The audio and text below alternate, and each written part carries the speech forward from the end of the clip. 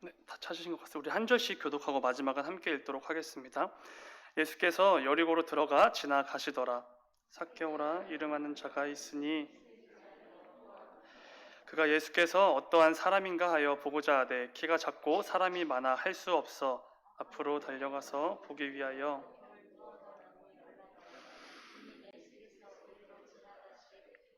예수께서 그곳에 이르사 쳐다보시고 이르시되 삭개오야 속히 내려오라 내가 오늘 내 집에 유하여야 하겠다 하시니 급히 내려와 즐거워하며 사람이 보고 수군거려 이르되 저가 죄인의 집에 유하러 들어갔도다 하더라. 삭개오가 서서 주께 여짜오되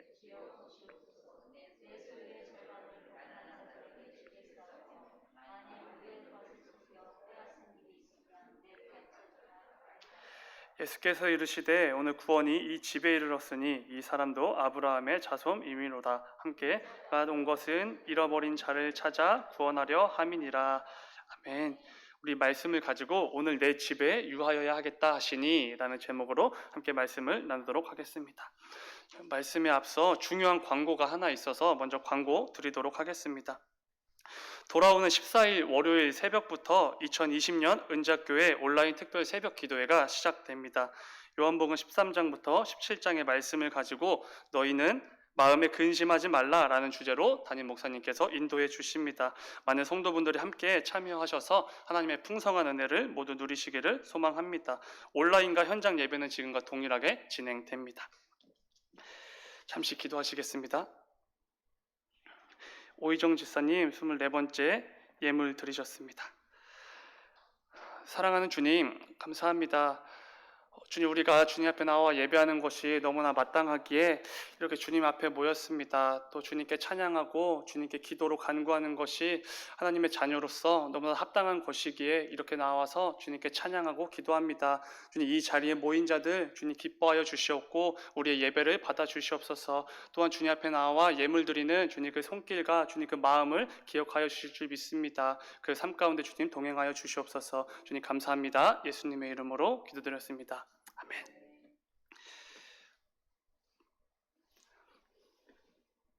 우리 기독교에는 예정론이라는 교리가 있습니다. 다들 잘 알고 계시지요. 이게 구원받을 이제 하나님의 백성들을 하나님께서 이미 예정해 놓으셨다라는 교리이지요. 그런데 이 하나님의 은혜와 예수 그리스도의 사랑을 잘 모르는 세상 사람들은 이 예정론을 가지고 기독교를 공격하기도 합니다. 신이 자기 마음대로 천국 갈 사람들, 지옥 갈 사람들을 이미 이렇게 다 구분해 놓은다고 한다면 너무 이 신 자체가 강압적이거나 아니면 자기 마음대로인 이기적인 신이 아니냐 이런 것이지요. 이미 천국 못 가는 걸로 정해진 사람들은 어차피 못 가는 거 그럼 그냥 편하게 자기 살고 싶은 대로 막 살면 되는 거 아니냐 이런 식으로 말이죠. 아니면 신이 뭔데 우리의 운명을 자기 마음대로 정할 수 있는 것이냐 이러한 공격을 하기도 합니다. 실제로 제가 군복무 시절에도 이러한 사람을 만난 적이 있었습니다. 그런데 이것은 이 기독교의 본질을 모르는 분들의 생각인 것이지요. 사실 이 예정론이라는 교리 자체는 사람의 운명을 다루는 운명론에 가까운 그런 교리가 아닙니다. 예정론 교리는 하나님의 절대적인 주권만을 말해주는 교리이지요. 하나님의 구원 사역에 있어서는 인간이 도무지 끼어들 틈이 없다. 이걸 보여주는 게 바로 예정론이라는 교리이지요. 인간이 아무리 애를 쓰고 노력을 한다고 하여도 그것으로는 결코 구원을 받을 수 없는 것이죠. 오직 하나님의 은혜로만 가능하다는 것을 분명하게 보여주는 것이 예정론 이라는 교리이지요. 오늘 본문에 등장하는 이 삭개오는 이 예정론이라는 교리를 좀 잘 보여주는 사람이지 않을까 생각이 됩니다. 왜냐하면 삭개오는 우리가 잘 알다시피 하나님의 은혜가 아니고서는 절대로 구원을 받을 수 없어 보이는 사람이기 때문이죠. 오늘은 이 삭개오가 구원을 받게 되는 이 과정이 담긴 말씀을 함께 나누어 보려고 합니다. 이 말씀 안에 담긴 저와 여러분을 향한 하나님의 마음과 뜻을 깨닫게 되는 귀한 시간이 되기를 소망합니다. 오늘 본문에 등장하는 우리가 잘 알고 있는 이 삭개오 이야기는 굉장히 특이한 부분들이 많이 있죠. 일단 기본적으로 이 삭개오 이야기는 여러 복음서들 중에서 다른 복음서에는 없지만 이 누가복음에만 등장하는 본문이지요. 그리고 이 삭개오라는 인물도 굉장히 독특하고 특이한 인물입니다. 그것은 우리가 삭개오가 등장하고 있는 그리고 처음 그를 소개하는 그 내용을 보면 좀 알 수 있습니다. 오늘 본문 2절 말씀입니다. 제가 읽겠습니다. 삭개오라 이름하는 자가 있으니 세리장이요 또한 부자라. 이게 이게 되게 당연해 보이지만 이게 왜 독특한 것이냐면 이 삭개오라는 사람을 소개하고 있는데 그 소개 내용이 사실 생각해 보면 굉장히 구체적이고 좀 과해 보이기까지 하는 내용이기 때문입니다. 왜냐하면 이 삭개오라는 이름도 소개하고 그의 직업이었던 세리, 그 세리 중에서도 세리장이었던 것까지 소개를 하고 심지어 그의 재산 상태, 즉 그가 부자였다는 것까지 굳이 소개해주고 있기 때문입니다. 그럼 우리 이 누가복음을 기록한 누가는 우리가 잘 알다시피 사도 바울의 수종을 들었던 사람이었기에 바울만큼은 아니더라도 이 교리에 굉장히 빠삭한 사람이었습니다. 그리고 기본적으로 직업이 의사였지요. 그래서 이 성격도 매우 꼼꼼하고 때로는 깐깐했을 것입니다. 이런 그의 성격들은 누가가 이 누가복음을 기록할 때도 그대로 드러났겠지요. 그래서 누가는 어느 것 하나도 이렇게 대충 기록한 적이 없습니다. 얼렁뚱땅 넘겨서 이렇게 넘겨 짚어서 기록한 적도 없을 것입니다. 그래서 이 누가는 직접 다니면서 팩트를 체크하고 자기가 확인한 것들을 기록했을 것입니다. 성격상 말이죠. 그래서 그러다 보니까 예수님의 어머니인 마리아까지 찾아가게 된 것 같습니다. 이것이 이제 누가복음에 그 예수님의 어머니인 마리아만 알 수 있는 내용들이 담겨져 있는 이유겠죠. 그렇게 누가가 이 삭개오를 구체적이고 과도하게 소개하고 있는 그 의도가 분명히 있다는 것이죠. 이것을 좀 더 잘 이해하기 위해서는 삭개오 이야기 바로 앞에 등장하는 본문을 보면 알 수 있습니다. 오늘 본문 19장 바로 앞에 18장 35절 이하의 말씀을 보면 이 말씀에서는 앞을 보지 못하는 한 사람이 등장합니다. 예수님이 자기 근처를 지나가신다는 사실을 알게 되고 예수님께 열심히 소리침으로써 예수님의 관심을 끄는 것에 성공하게 되지요. 그리고 예수님께서는 그의 눈을 고쳐주시고 앞을 보게 됩니다. 여기서 끝이 아니라 예수님께서는 이 사람이 구원을 얻었다라고 말씀을 해 주시지요. 그리고 이 사람은 즉시 예수님을 따르는 예수님의 제자가 되는 것을 볼 수 있습니다. 그러니까 예수님을 만났고 예수님과 대화를 하고 병고침을 받고 구원을 얻어 예수님의 제자가 되었다라는 정말 중요한 본문인 것이죠. 그런데 누가는 이 이야기의 주인공을 뭐라고 소개하죠? 누가복음 18장 35절 말씀입니다. 한 장만 넘겨서 보면은 제가 읽겠습니다. 여리고에 가까이 가셨을 때에 한 맹인이 길가에 앉아 구걸하다가, 그렇죠, 그저 한 맹인이라고만 소개하는 것을 볼 수 있습니다. 더 이상의 구체적인 과한 소개는 없습니다. 오늘 본문의 삭개오랑은 전혀 다르죠. 둘 다 예수님을 영접했고 구원을 받았고 제자가 되었는데도 말이죠. 다른 복음서에 이 맹인이 등장하는 동일 본문은 이렇게 기록합니다. 마가복음 10장 46절 말씀. 그들이 여리고에 이르렀더니 예수께서 제자들과 허다한 무리와 함께 여리고에서 나가실 때에 디메오의 아들인 맹인 거지 바디메오가 길가에 앉았다가, 그렇습니다. 이 맹인은 우리가 잘 알고 있는 앞을 보지 못했던 그 맹인 바디메오 이야기였습니다. 이 맹인은 분명히 이름이 있었지요. 그런데 누가는 그 이름조차 언급하지 않고 있습니다. 근데 사실 그 이유는 굉장히 간단하죠. 누가는 이 맹인의 이야기에서는 그에 대한 구체적인 소개가 필요가 없었기에 애초에 그래서 소개를 안 한 것뿐입니다. 그렇다는 것은 오늘 본문에서 누가가 삭개오에 대해 굉장히 구체적이고 과하게 소개하고 있는 그 의도가, 그 이유가 분명히 있다는 것이죠. 다시 한번 누가가 삭개오를 어떻게 소개하는지 읽어보겠습니다. 본문 2절입니다. 삭개오라 이름하는 자가 있으니 세리장이요 또한 부자라. 하나씩 살펴보면 먼저 이 삭개오라는 이름은 히브리어 발음으로는 자카이라는 단어입니다. 이 자카이라는 단어는 의로운 아니면 순전한이라는 의미를 가지고 있는 단어입니다. 사실 이름 자체만으로는 굉장히 좋은 이름이지요. 이 자카이라는 이름은 후에 유대 랍비들의 영웅이 된 요하난 벤 자카이라는 사람의 이름이기도 합니다. 그만큼 굉장히 좋은 이름이었다는 것이죠. 근데 정작 사람들은 삭개오를 뭐라고 부르죠? 본문 7절을 보면은 뭇 사람이 보고 수군거려 이르되 저가 죄인의 집에 유하러 들어갔도다 하더라. 삭개오의 집에 들어가는 예수님을 보고 죄인의 집에 들어갔다라고 말을 하는 것을 볼 수 있습니다. 그러니까 이 사람들은 순전하고 의롭다라는 뜻을 가진 이름의 이 삭개오를 죄인으로 부르고 있는 것이지요. 심지어 그의 집을 죄인의 집이라고까지 부르는 것을 볼 수 있습니다. 이것은 단순하게 이 삭개오 한 명만을 죄인이라고 부르는 그런 의미가 아닙니다. 그 당시 문화로 보면 이 표현은 삭개오를 포함한 삭개오 집에 살고 있는 모든 이들이 죄인이다라는 것을 내포하고 있는 의미입니다. 그러니까 삭개오의 가족들, 삭개오의 종들까지도 죄인으로 여긴다는 의미이지요. 오늘 본문 9절에 가면은 삭개오가 예수님을 영접하고 삶의 결단을 하며 믿음을 보여줄 때 예수님께서 이렇게 말씀하시죠. 오늘 구원이 삭개오에게 임했다가 아니라 오늘 구원이 이 집에 이르렀다 라고 말씀하시는 것을 볼 수 있습니다. 이것은 삭개오만 구원을 얻은 것이 아니라 삭개오로 인해서 그 집안에 속한 모든 이들도 구원에 이르렀다는 것을 의미하는 것이지요. 이러한 점에서 사람들이 죄인의 집이라고 말하는 이 표현을 통해서 그 당시 삭개오를 향한 이 사람들의 그 반응이 어땠는지 사람들의 마음이 얼마나 심각했는지 알 수 있는 부분입니다. 그런데 아마도 사람들이 이 삭개오를 죄인으로 여겼던 이유는 그 다음 소개 내용인 그의 직업이었던 세리장 때문이었을 것입니다. 우리가 잘 알다시피 그 당시 세리는 이 동족의 피를 빨아먹는다고 생각을 했습니다. 나라를 배신한 매국노와도 같은 존재로 여겼지요. 그 이유는 이 동족인 유대인들에게 세금을 뜯어내어서 그 세금을 로마에게 바치고 그 나머지로 먹고 살았던 사람들이기 때문입니다. 그런데 중요한 건 삭개오는 그 세리들 중에서도 그 세리들을 관리하는 세리장이었다고 합니다. 이 말은 그때 당시 이 유대인들은 로마의 식민 지배를 받던 시대였습니다.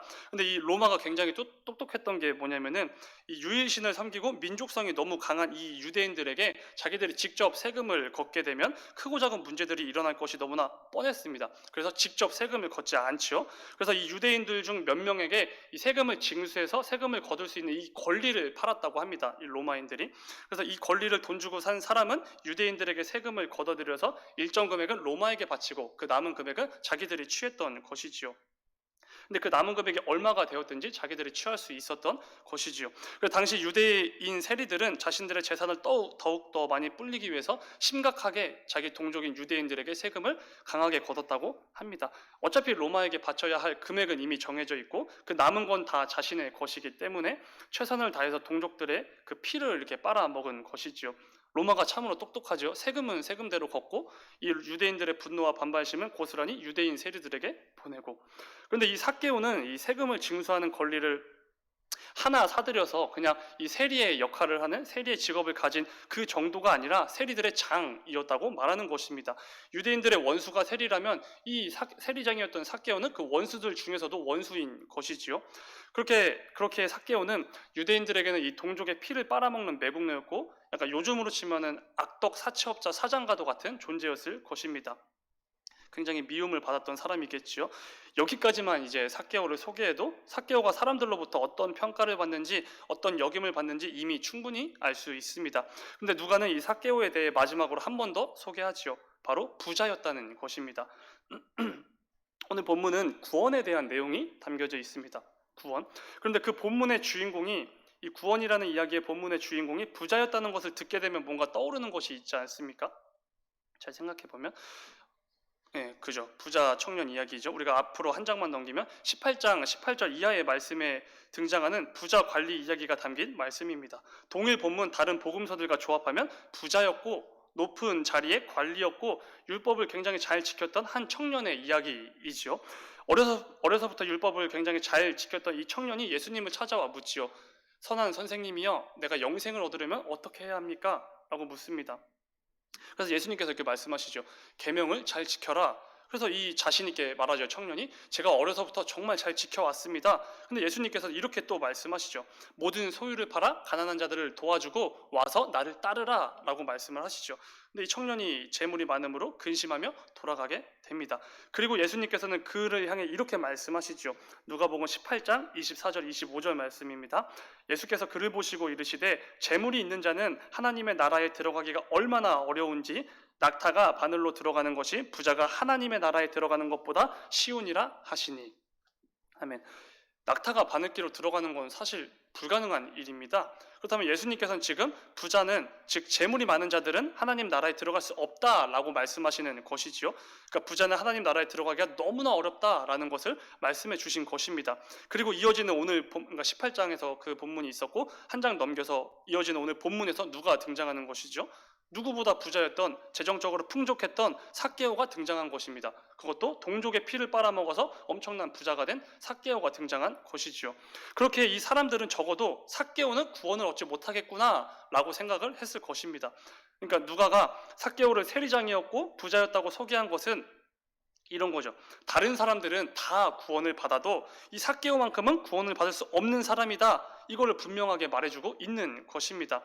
그 당시 모든 사람들이 삭개오는 구원받을 수 없는 자라고 여겼던 것입니다. 조금의 자격도 없고 구원 근처에는 얼씬도 할 수 없는 사람, 그 사람이 삭개오겠다라고 생각을 했겠죠. 당연하죠. 하나님께서 계획하신 그 거대한 구원의 계획 안에는 적어도 저 삭개오는 포함되지 않았겠구나 라고 확신을 했을 것입니다. 우리가 그때 당시 이 유대인들이어서도 의심의 여지 없이 우리도 똑같이 생각했을 것입니다. 삭개오를 그렇게 여겼을 것이지요. 중요한 것은 이 부분이 중요합니다. 예수님의 생각은 달랐다는 것입니다. 이게 좀 중요한데 오늘 보면 5절 말씀입니다. 제가 읽겠습니다. 예수께서 그곳에 이르사 쳐다보시고 이르시되 삭개오야 속히 내려오라 내가 오늘 내 집에 유하여야 하겠다 하시니. 아멘. 여기서 예수님께서 말씀하신 오늘 내 집에 유하여야 하겠다라는 이 문장에는 데이라고 하는 헬라어 동사가 사용되어집니다. 이 동사는 반드시 뭐뭐 해야 한다라는 어떤 약간 필연적인 의미를 담을 때 사용하는 말이기도 합니다. 영어로는 must에 해당하는 단어겠죠. 특별히 이 성경에서는 하나님의 계획에 의한 어떤 필연적인 상황에서 사용하는 동사이기도 합니다.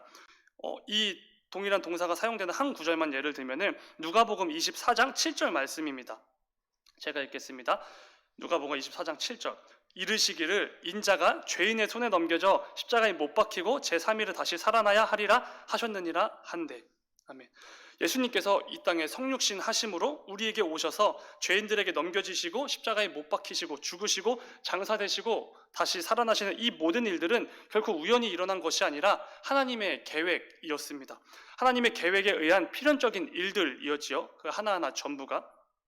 예수님을 통한 하나님의 필연적인 구원 계획을 설명할 때 사용된 동사가 바로 오늘 본문에도 사용된 데이라는 동사입니다. 이것은 예수님께서 삭개오의 집에 이제 가게 되신 것이, 삭개오와 교제하게 되신 것이 예수님께서 그냥 길을 가시다가 우연히 그냥 가시게 된 게 아니라, 우연히 만난 게 아니라 하나님의 계획 안에 담긴 하나님의 계획에 의한 필연적인 것임을 보여주는 것이지요. 그걸 의미하고 있는 것이지요. 누가는 아마도 이 부분을 극대화시켜서 강조하려는 의도를 가지고 있었던 것 같습니다. 삭개오를 소개할 때 그토록 구체적이고 그래서 과하게 소개했을 것이지요. 중요한 것은 아무도 삭개오가 구원받을 수 있는 이런 것들 자체를 상상도 하지 않을 때 삭개오는 이미 하나님의 구원 계획 안에 포함되어져 있었다는 것입니다. 누구도 삭개오만큼은 상대해서는 안 돼, 야, 저 친구만큼은 가까이에서 안 돼 생각하고 멀리하며 욕할 때 예수님만큼은 삭개오를 부르셨고 삭개오와 함께 식사를 하시며 교제를 하셨고 그에게 필요한 것들을 채워주셨다는 것입니다. 결론부터 말씀드리면 이게 바로 복음이죠. 태어날 때부터 뼛속까지 죄인인 비참하고 부패한 우리를 먼저 찾아오시는 예수님.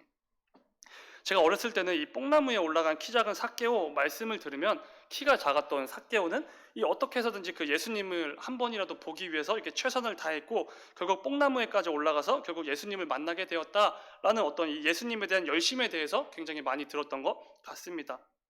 그래서 우리도 예수님을 만나기 위해 열심을 다합시다 이런 다짐도 했었던 것 같습니다.